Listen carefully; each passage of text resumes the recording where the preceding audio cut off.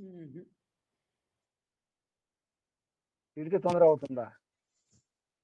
ఈశ్వరుని స్తుతి ప్రార్థన ఉపాసన చేస్తే ఈశ్వర దర్శనం అవుతుందా? ఏం చేస్తే తొందరగా దర్శనం అవుతుంది? కొందరు ఏమనుకుంటారు, తిడితే అనుకుంటారు. పౌరాణికంగా ఏమంటారు, హిరణ్యకశిపుడు, హిరణ్యాక్షుడు, శిశుపాలుడు, దత్తభక్తుడు చెప్పడం జరిగింది కదా. ఎవరో చెప్తుంటారు, వాళ్ళు తిట్టారు అంటే వ్యతిరేక దిశలో ప్రయత్నం చేశారు అన్నమాట. అంటే గురూజీ వాళ్ళకి వరం కదా. ఆ, ఆ, అందులో ఎన్ని శత్రుఘ్నంతో అయితే ఇన్ని జన్మలు, మరి ఆ. మైత్రితో అయితే ఇన్ని జన్మలు, అంటే అన్ని జన్మలు మేము విడిచిపోయి ఉండలేము. 3 శత్రు జన్మల్లో కావాలి, 3 జన్మల్లో మాకు మోక్షం లభించాలి, మళ్ళీ మీ స్థితిలో మీ సన్నిధిలో ఉండాలని చెప్పేసి కోరుకుంటారు. చిన్నప్పుడు ఆ, ఆ. అప్పుడు అప్పుడు ఏమై పుడతారు, రాక్షసులే పుడతారు అనమాట తొందరగా. అంటే తిట్టే వాళ్ళకు తొందరగా మోక్షం లభిస్తుందా? తిట్టే వాళ్ళకు, దుష్టులకు. కారణజన్ములు అన్నట్టు. ఆ, కానీ కాదు, అది అతిగా ఉండకూడదు. తిట్టడం మంచిది కాదు, తిట్టించడం మంచిది కాదు, కొట్టడం మంచిది కాదు, కొట్టించడం మంచిది కాదు, చంపడం మంచిది కాదు, చంపించడం మంచిది కాదు. నిజానికి మనవి ఏమనుకుంటాం అదే అవుతాం. నిజానికి మనకు తెలియట్లేదు, కానీ మనమే అనుకుంటున్నాం, మనమే సంకల్పం చేసుకుంటున్నాం, మనమే అటువంటి ప్రయత్నం చేస్తున్నాం. అదే లభిస్తుంది మనకు. ఈ మానవ జన్మ లభించిందంటే మన ప్రయత్నం చేసినాం, అనుకున్నాం. ఇప్పుడు కూడా ప్రయత్నం చేస్తే, చిన్నప్పటి నుంచి ప్రయత్నం చేస్తే ఇప్పుడు ఏదో స్థితిలో ఉన్నాం. కొందరు డబ్బు అనుకుంటారు, ఎంతో కొంత డబ్బు సంపాదిస్తారు. కొందరు విద్య అనుకుంటారు, విద్య సంపాదిస్తారు. ఒకప్పుడు ఏమనుకున్నామో ఇప్పుడు అది అయినాం. మనం అనుకుంటున్నాం, కానీ లోపల అనుకున్నదే ఇప్పుడు మన ఈ స్థితికి కారణం. ఒకప్పుడు ఎప్పుడు అనుకున్నదే ఇది. ఏమర్థమవుతుంది? ఏమర్థమవుతుంది? అంతేనా? అనుకుంటే దానికోసం ప్రయత్నం చేస్తామని అర్థం. చేశాం కదా, ఏదో చేశాం కదా. ఇప్పుడు ఈ మార్గంలో ఉండాలనుకున్నారు, ఉంటున్నారు కదా, వింటున్నారు, అంటున్నారు, వింటున్నారు, ఉంటున్నారు కదా. అనుకోకుండా నువ్వు ఈ క్లాసులు వింటున్నారా, ఈ తరగతులు, ఈ విషయాలు వింటున్నారా?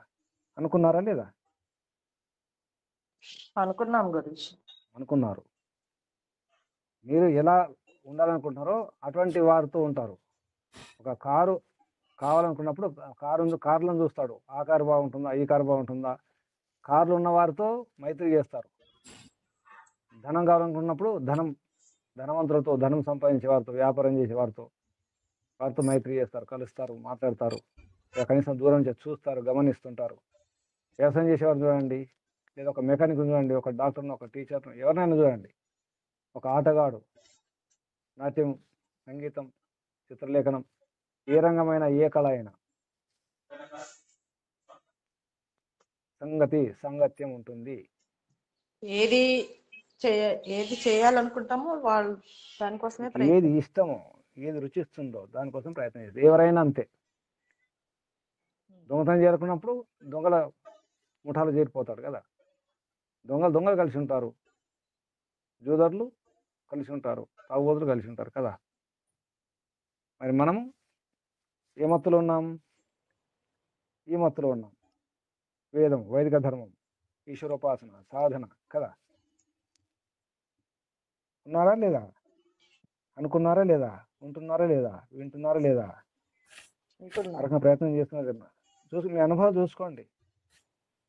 అనుకున్నారా, అనుకోకుండా జరుగుతుంది ఇదంతా. అనుకునే ప్రయత్నం చేస్తున్నాం గురుజీ. అనుకుని చేస్తున్నారు. అటువంటి మాటలు వింటున్నారు, అటువంటి వారితోనే మీరు ఉంటున్నారు, వారితో వ్యవహారం చేస్తున్నారు. అందుకే అలా ఉంటున్నారు. అదే విషయం చెప్తున్నారు ఇక్కడ విదురునిధిలో. విదురుడు ధృతరాష్ట్రుని 11వ శ్లోకం చూడండి. ఎక్కువ మాట్లాడకండి అంటే ఇక్కడ అతివాదం అన్నారు, అంటే ఎక్కువ తిట్టకండి అని అర్థం. తిట్టకండి, తిట్టించకండి, బాధ పెట్టకండి, బాధ పెట్టించకండి అనే విషయంలో ఈ శ్లోకం 11వ శ్లోకం చూడండి. విదురునీతి 4వ అధ్యాయం శ్లోకం 11. అతివాదం నా ప్రవాదేత్ నా వాదయేత్, యో నాహత ప్రతిహన్యాత్ నా ఘాతయేత్, హంతుం చ యో నా ఇచ్చతి పాపకం వై తస్మై దేవాః స్పృహయంతి ఆగతాయ. తెలుగులో అర్థం చెప్పండి. ఇతరులు నిందించినను తాను నిందించక, ఇతరులు కొట్టినను తాను కొట్టక, కొట్టించక, తనకు అపకారము చేసిన పాపాత్మునికి కొంచెము కూడా అశుభమును కోరని మానవుని దేవతలు తమ సన్నిధికి రమ్మని ఆహ్వానించెదరు. తనకు దేవా ఎట్టి బాధ చెప్పండి చెప్పండి. దుర్జనులు కలిగించినను వారికి మరల బాధ కలుగవలెనని మనస్సులో కూడా తలంచనట్టి మహాత్ముని దేవతగా భావించవలెను. అట్టి స్వభావము కలవారే దేవతలు. దయానంద సరస్వతి అంతే కదా, ఆయన ఎంత బాధ పెట్టినా కూడా ఆయన అలా విహారం చేస్తా ఉన్నాడంట అక్కడ శాస్త్రార్థం జరిగినప్పుడు. గొప్ప దేవత అనమాట అట్లా. చూడండి, అట్లా. నిందించినను స్తుతించినను ఓం సహోసి సహోమై దేహి. ఉమ్. పరమాత్మ నిందించినను స్తుతించినను నువ్వు ఏమి లేదు కదా. మీరు నిందించండి, సహిస్తాడు అనమాట. అతివాదం అంటే ఇక్కడ నిందించడం కానీ, తిట్టడం కానీ, అవమానించడం కానీ, దూషించడం కానీ, ఇటువంటి ఇలా చేసినప్పుడు అతివాదం నా ప్రవాదేత్ అంటే ఇక్కడ చేయకండి అని. వాద వివాదాల్లో కూడా చేయకూడదు. ఎవరైనా వాద వివాదాలు చేస్తే మనం అందులో పాల్గొనకూడదు, కొట్టుకోపోకూడదు. వాద వివాదాలు చేయకండి, లేదా నిందించకండి, దూషించకండి, తిట్టకండి, విమర్శించకండి.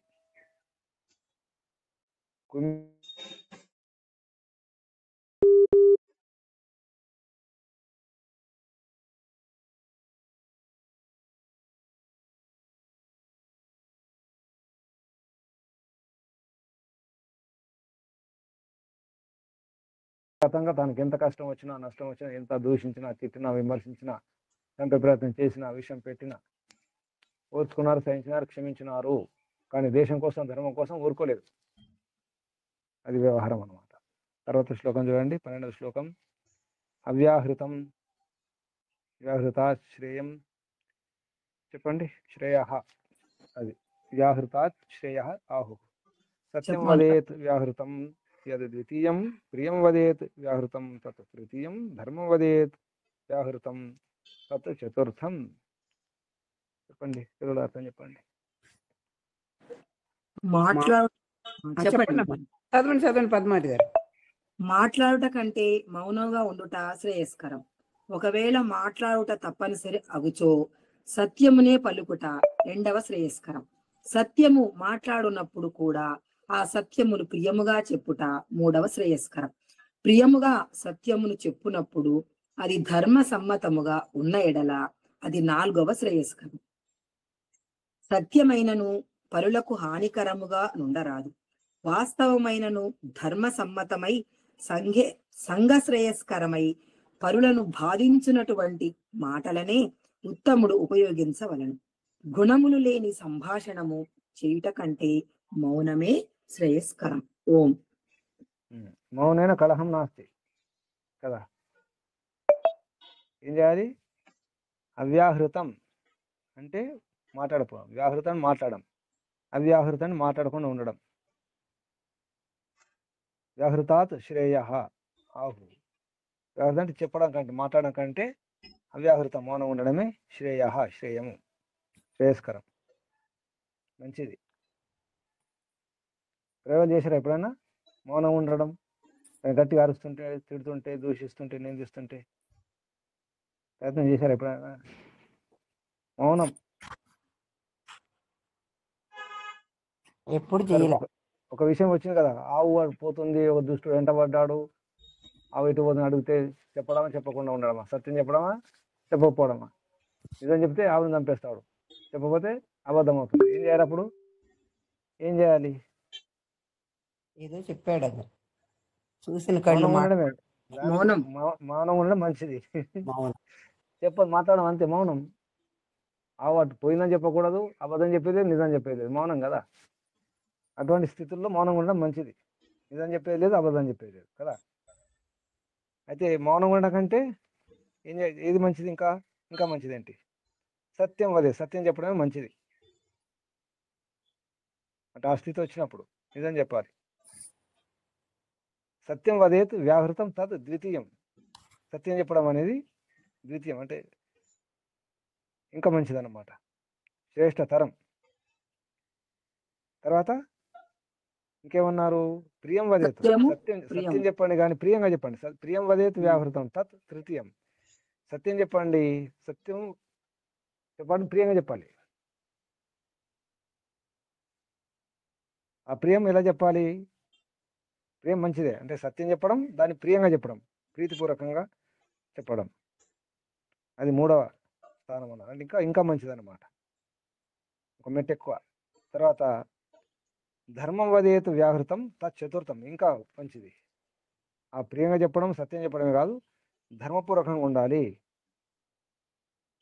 ధర్మయుక్తంగా ఉండాలి మన మాటలు, అది ఇంకా మంచిది.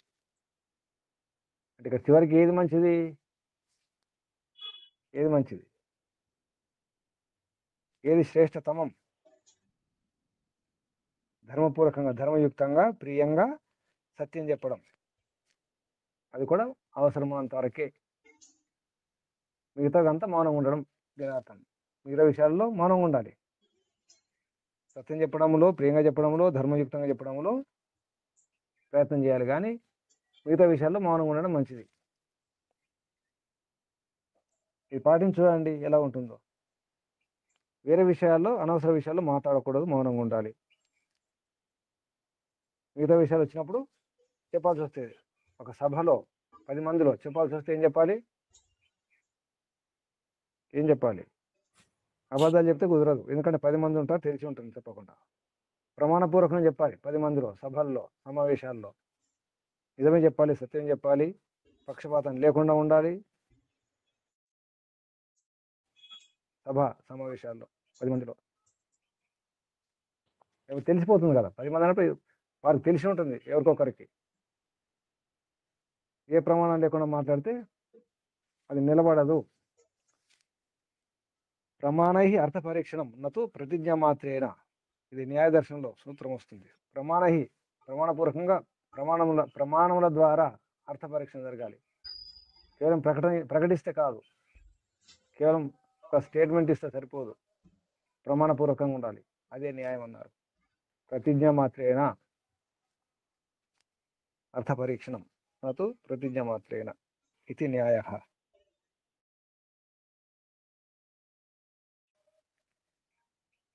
ఈ సూత్రం పాటించండి.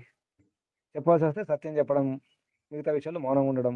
ఆ సత్యాన్ని కూడా ఎలా చెప్పాలి? ప్రియంగా చెప్పాలి.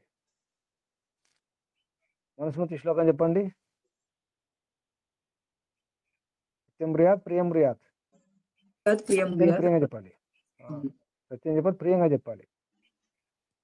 అసత్యాన్ని ఎలా చెప్పాలి? నా బ్రూయాత్ సత్యం అప్రియం. ప్రియం. నాకు సత్యం అప్రియం అంటే అనృతం. అక్కడ అనృతం చెప్పకూడదు. కొందరు అబద్ధాన్ని ప్రియంగా చెప్తారు. ప్రియంగా చెప్పినంత మాత్రాన అబద్ధము సత్యం కాదు, నిజం కాదు. తర్వాత శ్లోకం 13 శ్లోకం చూడండి. ఇందాక మాట్లాడుకున్న విషయం. శ్లోకం చెప్పండి. యాదృశై సన్నివేశతే. చదవమంటారా? చదవండి అమ్మా. యాదృశై సన్నివిశతే. యాదృశై సంనివిశతే యాదృశాంశ్చోపసేవతే యాదృగిచ్ఛేచ్ఛ భవితుం తాదృగ్భవతి పూరుషః. పురుషు అంటే పురుషుడు, మనిషి. మానవుడు ఎవరితో సదా కలసిమెలసి తిరుగునో లేక ఎవరి సేవ చేయునో వారి ప్రవర్తననే తాను కూడా అలవర్చుకొనును. తాను ఎటువంటి వాడు కావలనని కోరుకొనునో అట్టి స్వభావము కలవాడు అగును. దుష్టుల సహవాసం వలన దుష్టుడు, సత్సాంగత్యం వలన సత్పురుషుడు అగును. చివరికి ఇక్కడ ఏముంది? యాదృక్ ఇచ్చేత్. యాదృక్ ఎలా ఇచ్చేత్ కోరుకుంటారో, భవితం అని అనుకుంటారో, కావాలనుకుంటారు. తాదృక్ ఆ రకంగా అలా భవతి అవుతారు. ఎవరు? పూరుష. అంటే ఇక్కడ సంస్కృతంలో పురుషన్న పురుషుని ఒకటే, పురుష. వేదమంత్రం కూడా పురుష శబ్దాలు వస్తాయి. పూరుష పురుషుడు, మనిషి, వ్యక్తి, ఆడవాళ్ళు కావచ్చు, మగవాళ్ళు కావచ్చు, ఎలా అనుకుంటే అలా అవుతారు. ఇటువంటి శ్లోకం ఒకటి వచ్చింది, 10వ శ్లోకం చూడండి. ఇదే అర్థంతో ఉండేది సుమారుగా. యది సంతం సేవతి యద్యసంతం తపస్వినం యది వా తేనమేవ వాసో యథ రంగవశం ప్రయాతి తథా స తేషాం వశం అభ్యుపైతి. అక్కడ రంగవశం అంటే ఒక వస్త్రానికి ఏ రంగు అద్దితే ఆ రంగు వస్తుంది. ఒక తెల్లని వస్త్రం ఏ రంగు అద్దితే ఆ రంగుగా మారుతుంది. అంటే సాంగత్య దోషం అనమాట, సహవాస దోషం. అటువంటి శ్లోకం. కానీ ఇంకొకటి విశేషం ఏంటంటే యాదృక్, మీరు ఎలా అనుకుంటే అలా అవుతారు. ఇచ్చేది యాదృక్ ఇచ్చేత్ చ, ఎలా ఇచ్చేస్తే, ఎలా మీరు కోరుకుంటే అలా అవుతారు. అంటే ఆ రకంగా ప్రయత్నం చేస్తే, మీరు కోరుకోవడం ఆ రకంగా ప్రయత్నం చేస్తే అలా అవుతారు. యాదృక్ ఇచ్చేత్ భవితుం తాదృక్,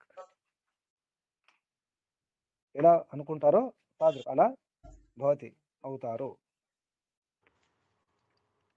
ఇది ప్రయోగం చేసి చూడండి, నిజానికి జరుగుతుంది అదే.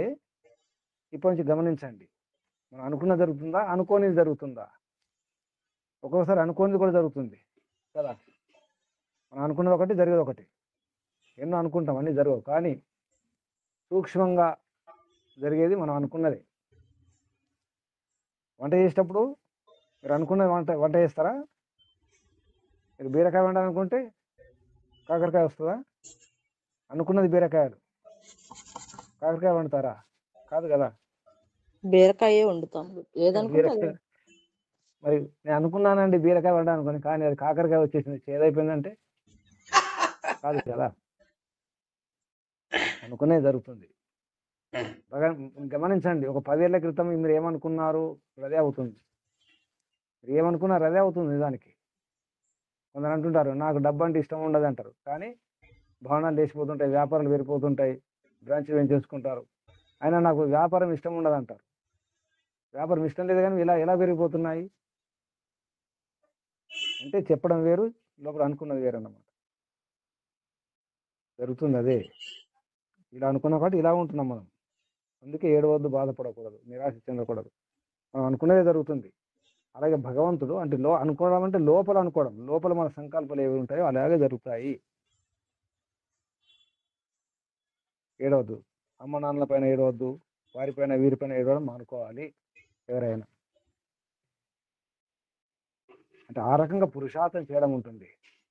మనం అనుకొని ఏ విషయంలో ఎక్కువ మనం గంభీరంగా తీసుకుంటామో, తీవ్రంగా తీసుకుంటామో, తీవ్రంగా ఇచ్చ అన్నారు. తీవ్ర సంవేగానమాసన్న పతంజలి మహర్షి సూత్రం. తీవ్ర సంవేగం ఉండాలి, తీవ్రమైన కోరిక ఉండాలి, అప్పుడే సాధ్యమవుతుంది. ఏది తీవ్రంగా ఉంటుందో, ఏది లోపల ఉంటుందో, మనం అన్ని మాట్లాడుతున్నాం చేస్తున్నాం కానీ లోపల కొన్ని తిరుగుతుంటాయి మనకు ఆలోచనలు, భావాలు, అవే జరుగుతుంటాయి. తర్వాత శ్లోకం చూడండి. తర్వాత శ్లోకం యతో యతో నివర్తతే, చెప్పండి. యతో యతో నివర్తతే తతస్తతో విముచ్యతే నివర్తనాధి సర్వతో న వేత్తి దుఃఖం అన్వపి. దుఃఖం అను అపి, దుఃఖం అను అపి. మనుష్యుడు ఏ విషయమున తన మనస్సు నుండి తొలగించునో, ఏ విషయములను తన మనస్సు నుండి తొలగించునో ఆయా విషయముల నుండి తనకు ముక్తి కలుగును. ఇట్లు అన్ని వైపుల నుండి మనసు ముక్తమైనప్పుడు అతనికి లేశ మాత్రము దుఃఖము కలుగదు. ఓం. లేశ మాత్రం, కొంచెం కూడా దుఃఖం కలగదు. నామమాత్రం, పేరు కూడా ఉండదు. పేరు మాత్రం కూడా ఉండదు. దుఃఖం అనే పేరు కూడా ఉండదట. లేశ మాత్రం, నామం మాత్రం కూడా ఉండదు. అనువాపి, కొంచెం కూడా, స్వల్పం కూడా, ఏ కొంచెం కూడా ఉండదు, ఏ మాత్రం ఉండదు అంటున్నాడు. ఏం చేయాలి? నివృత్తి కావాలి. మన ప్రవృత్తిలో ఉన్నాం. నివృత్తి మార్గం ఏంటి? మోక్ష మార్గం. ప్రవృత్తి మార్గం ప్రేయ మార్గం, శ్రేయ మార్గం ప్రేయ మార్గం. శ్రేయ మార్గం నివృత్తి, విడిచిపెట్టడమే, వదిలించుకోవడమే. దుఃఖాలు ఉన్నాయి, రోగాలు ఉన్నాయి, బాధలు ఉన్నాయి, నొప్పులు ఉన్నాయంటే నివారణ. నివృత్తి అంటే నివారణ చేసుకోవడం లేదు, నివృత్తం చేసుకోవాలి. నివృత్తి అవసరం, నివారణ అవసరం ఉంది. ఏమైనా వదిలిపెడుతున్నారా? నివృత్తి చేసుకుంటున్నారా? చూసుకోండి. మీకు నొప్పులు ఉన్నాయి, బాధలు ఉన్నాయంటే ఉంచుకుంటున్నారనమాట. కష్టాలు ఉన్నాయి, దుఃఖాలు ఉన్నాయి, భ్రమలు ఉన్నాయి, భ్రాంతులు ఉన్నాయి, సందేహాలు ఉన్నాయంటే ఉంచుకుంటున్నాం. మనం ఉంచుకుంటున్నాము, పెంచుకుంటున్నాము. ఉంచుకుంటున్నాం, పెంచుకుంటున్నాం కదా. ఏం చేస్తారు? దుఃఖాలు పోవాలంటే ఏమాత్రం దుఃఖం లేకుండా కావడం. దాని అర్థం ఏంటి? అత్యంత దుఃఖ నివృత్తి, అత్యంత పురుషార్థ. అత్యంత పురుషార్థం చేసినప్పుడు అత్యంత దుఃఖ నివృత్తి అవుతుంది. దుఃఖాలని కూడా నివృత్తి కావాలంటే అత్యంత పురుషార్థం అవసరం. అను అపి, దుఃఖం అను అపి నా వేత్తి. ఇక్కడ వేత్తి అంటే ఉన్నట్టు కూడా నాకు దుఃఖాలు ఉన్నాయని కూడా అనే విషయం కూడా తెలియదట. అంటే ఆ దుఃఖాలు ఉన్నాయనే విషయం కూడా తెలియకుండా ఉండాలి. అంటే అటువంటి అనుభవం ఉండకూడదు. నాకు దుఃఖాలు ఉన్నాయి, రోగాలు ఉన్నాయి, బాధలు ఉన్నాయి, నొప్పులు ఉన్నాయి, సమస్యలు ఉన్నాయి, అశాంతి ఉంది, నిరాశ, భయం ఉంది. ఆ భయం అంటే ఏమిటో, నిరాశ అంటే ఏమిటో కూడా తెలియకుండా ఉండాలి. అంతా నివృత్తి కావాలి. ఈ యోగాభ్యాసం కొనుకొచ్చే శ్లోకం ఇది బాగుంది. దీనికి అత్యంత దుఃఖ నివృత్తికి అత్యంత పురుషార్థం అనే సూత్రం. దానికోసం ప్రయత్నం చేయాలి. అనిపిస్తుందా? అత్యంత దుఃఖ నివృత్తి. ఇంకా కొన్ని కష్టాలు ఉంచుకుందాం, నొప్పులు ఉంచుకుందాం, రోగాలు ఉంచుకుందాం అనిపిస్తుందా ఎవరికైనా? పూర్తిగా దూరం చేసుకోవాలని ఉందా ఎవరికైనా? ఏమాత్రం దుఃఖాలు ఉండొద్దు, రోగాలు ఉండొద్దు, నొప్పులు ఉండొద్దు అనిపిస్తుందా లేదా? అందరికి అనిపిస్తుంది గురూజీ. పురుషార్థం మరి నియమాలు పాటించడం అది కష్టం. అనుకోవటం ఈజీ కదా, ఇది చాలా కష్టం. కోరుకుంటున్నారు. ఇప్పుడు రోగాలు ఉన్నాయి, ఒక వైద్యుడు ఉన్నాడు మీ పక్కనే కొద్ది దూరంలో. ఆ వైద్యుని వద్దకు వెళ్ళాలా వద్దా? వైద్యుని వద్దకు వెళతారా లేదా? వెళతారు. రోగాలు పోవాలి కదా, నొప్పులు పోవాలి కదా. మరి పరిష్కారం ఉంది, సమాధానం ఉంది. ఎవరు పాటించాలి? ఆకలేస్తుంది, కూడా తొలగించలేడా రోగాలు? ఆకలేస్తుంది, ఆకలేస్తుంది, అన్నం ముందర ఉంది, తినాలి కదా. మరి అన్నం తినకుండానే ఆకలిస్తుందని ఏడిస్తే, బాధపడితే, తిడితే ముందర అన్నం ఉంది కదా, వడ్డించిన విస్తరం ముందర ఉంది. భగవంతుడు మనకు అన్ని వడ్డించి పెట్టినాడు, మనమే ఆరగించడం లేదు. దూరం చేసుకునే ప్రయత్నం చేయండి. తర్వాత శ్లోకం చూడండి, 15 శ్లోకం. ఉన్నా జీయతే అను జిగీషతే అన్యాన్. చెప్పండి ఎవరైనా పుస్తకాలు ఉన్నవారు. చెప్తారా మీరు, నిర్మల గారు? మీరు చెప్పండి అమ్మా. నజీయతే చాను జిగీషతే న్యాన్న వైరకు అన్యాన్న వైరకృచ్ఛా ప్రతి ఘాతకక్ష నిందా ప్రశంసాసు సమస్వభావో న శోచతే పృష్యతి నైవ ఛాయం. నిందా కదమ్మా, నిందా నిందా నిందా నిందా అన్నారు. నిందా కాదు, మహాప్రాణ నిందా. నిందా కాదు, దీంట్లో లేదు గురూజీ, దీంట్లో నిందా ప్రశంసాసు. నిందా మరి ప్రశంసల్లో అని అర్థం. నిందా ప్రశంసలలో, నిందా ప్రశంసాసు అందులో. ఇల్లు అర్థం చెప్పండి. ఏ వ్యక్తి ఇతరులకు లొంగడో, ఇతరులను లొంగ తీసుకొనుటకు ప్రయత్నించడో, ఒకరితో విరోధము పెట్టుకొనడో, మరొకరికి హాని కలిగించడో, నిందా ప్రశంసలకు సమభావము కలిగి ఉండును, అట్టివానికి సుఖ దుఃఖములు సమానములు. ఓం. సమస్థితి, స్థిత ప్రజ్ఞత అన్నమాట. స్థిత ప్రజ్ఞుడు కావాలి. నిందించినాను, స్తుతించినాను, శీతోష్ణాలు, ఆకలి దప్పికలు, హాని లాభాలు, జయాపజయాలు ఏమున్నా కానీ తీసుకునేది లేదు. సమభావం, సమస్వభావో నా శోచతే దృశ్యతే. ఇటువంటి శ్లోకం భగవద్గీతలో కూడా వస్తుంది. నా శోచంతి పండిత, నా అనుశోచంతి పండిత. సమానం. నింద ప్రశంస రెండు సమానమే. జయించాలనుకోడు అంటే ఎవరిని ఓడించాలనుకోడు. నా జీయతే నా అను జిగీషతే. ఓడించాలనుకోడు, ఓడిపోవాలనుకోడు, వైరం పెట్టుకోవాలనుకోడు. ఇతరుల పట్ల ఏముండదు, వైరం కూడా లేదు. నా అప్రతిఘాతక, హింస చేయాలని ఉండదు, నిందించాలని ఉండదు. ద్వంద్వాతీతుడు అనమాట. ద్వంద్వాతీతుడైనటువంటి వాడు సుఖ దుఃఖాలు కూడా ఉంటాయి. సుఖాలు లేవు, దుఃఖాలు లేవు అంటే ఈ భౌతికంగా సుఖ దుఃఖాలు ఏమి లేవు. సుఖమున్నా దుఃఖమున్నా సమానమే. సుఖం రాగానే ఒక రకం, దుఃఖం రాగానే మరొక రకం. పొగడ్తలకు పొంగిపోవడం, తెగడతలకు కుంగిపోవడం ఉండదు. పొగడతలు తెగడతలు ఏమి లేవు, అంతా సమానమే. దాని ఏమన్నారు? నిర్వాణ స్థితి అంటారు. అంటే నివృత్తి చేసుకునే స్థితి, నిర్వాణ స్థితి లేదా బ్రహ్మభావం అన్నారు. శాస్త్రంలో బ్రహ్మభావము అని పేరు. గీతలో స్థిత ప్రజ్ఞత, సమస్థితి, సమభావము, దాన్ని యోగ అంటారు. యోగ అంటే అదే. యోగ సమత్వం ఉచ్యతే అంటారు భగవద్గీతలో. యోగ అంటే సమత్వం ఉచ్యతే, సమస్థితి. యోగ సాధన చేద్దామా? ఇలాగే తిరుగుదామా? రోజు గడిపేద్దామా? యోగాభ్యాసం చేద్దామా? రోజు గడిపేద్దామా? చేద్దాం. ఎవరు సిద్ధంగా ఉన్నారు? ఎవరెవరు సిద్ధంగా ఉన్నారు? యోగ సాధనకు రండి. పద్మావతి గారు సిద్ధం. ఇంకా ఎవరెవరు సిద్ధంగా ఉన్నారు? ఎందుకు యోగ సాధన చేసుకోవాలి? ఎందుకు యోగ సాధన అవసరం? మునిశేఖర్ గారు సిద్ధం. రామరామ గారు సిద్ధం. అందరు సిద్ధమే. ఇప్పుడు రండి. అయితే నియమాలు పాటించాలి కదా మరి. యోగ సాధన నియమాలు పాటించాలి కదా. ఇప్పుడు సిద్ధమే. యమ నియమాలు, యమ నియమాసన ప్రాణాయామ ప్రత్యాహార ధారణ ధ్యాన సమాధి. సిద్ధమా? వైరాగ్యం తెచ్చుకోవాలి మరి. వైరాగ్యం తెచ్చుకోవాల్సి వస్తుంది మరి. ప్రపంచాన్ని విడిచిపెట్టాల్సి వస్తుంది, పరమాత్మను పట్టుకోవాల్సి వస్తుంది.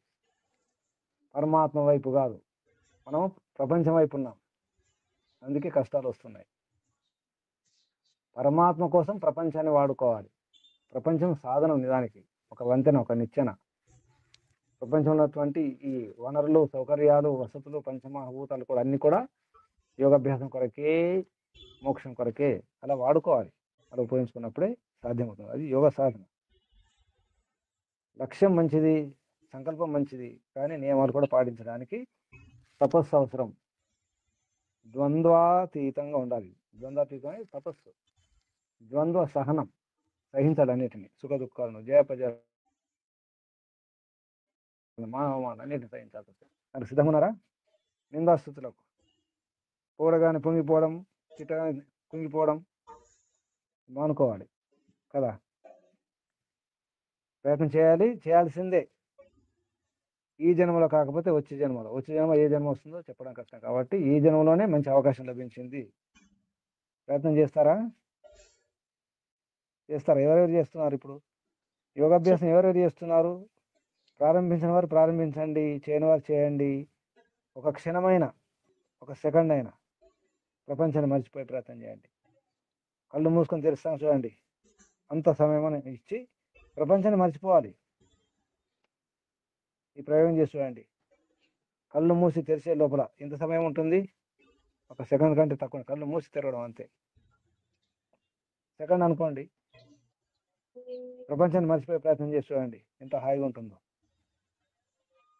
సిద్ధమా? నేను సిద్ధమే, మీరు సిద్ధమా? అదే బయట, నేను సిద్ధమే, మీరు సిద్ధమా అనండి. నేను సిద్ధమే, మీరు సిద్ధమా? నేను సిద్ధమే, మీరు సిద్ధమా? అడగండి. గురుజీ నేను సిద్ధమే. నన్ను అడగండి. అదే మిమ్మల్ని అడుగుతున్నాం నన్ను అడగండి. నేను సిద్ధమే, గురూజీ మీరు సిద్ధమా? మీరు సిద్ధమా? గురూజీ నన్ను అడగండి. నేను గురూజీ సిద్ధమే, నేను సిద్ధమా? మేము సిద్ధమే, మీరు సిద్ధమా? గురూజీ సిద్ధమే అమ్మా. శుద్ధంగా సిద్ధం, శుద్ధంగా సిద్ధం. ప్రయత్నం చేయండి. నియమాలు పాటించడానికి భయపడకండి. నియమాలు పాటించాల్సిందే, తప్పదు. వద్దన్నా, అవునన్నా, కాదన్నా నియమాలు పాటించాల్సిందే కదా. శుభం. ఇక్కడ ముగించేద్దాం. 15వ శ్లోకం వరకు చెప్పుకున్నాం. నా జీయతే చ అనుజిగీషతే అన్యాన్ నా వైరకృత్ చ అప్రతిఘాతకః చ నిందా ప్రశంసాసు సమస్వభావః నా శోచతే క్రిష్యతి నా ఏవ చ అయం. ఈ 2 శ్లోకాలు యోగాభ్యాసం పనికి వచ్చే శ్లోకాలు ఉన్నాయి. ఇదంతా ఎవరు అడుగుతున్నారు? ఎవరిని అంటున్నారు? ఎవరికి చెప్తున్నారు? విదురుడు ఎవరికి చెప్తున్నారు? ధృతరాష్ట్రుడికి. ధృతరాష్ట్రం. మనం ధృతరాష్ట్రమా? మన ధృతరాష్ట్రమా? కాదు. కాబట్టి ఈ నీతి పాటించే ప్రయత్నం చేద్దాం. ఈ నీతులను కూడా మన కొరకే. విదుర నీతి ధృతరాష్ట్రం లాంటి వారి కొరకు. శుభం. ముగించేద్దాం. ముందుగా పరమపిత పరమాత్మకు వందనాలు, ధన్యవాదాలు. ఋషులకు మహర్షులందరికీ కూడా వందనాలు. సర్వేభ్యో నమో నమః. మీ అందరికీ అభినందనాలు. పరమాత్మ శుభాశీస్సులు. ఓం శం శుభం. నమస్తే గురూజీ, ధన్యవాదాలు.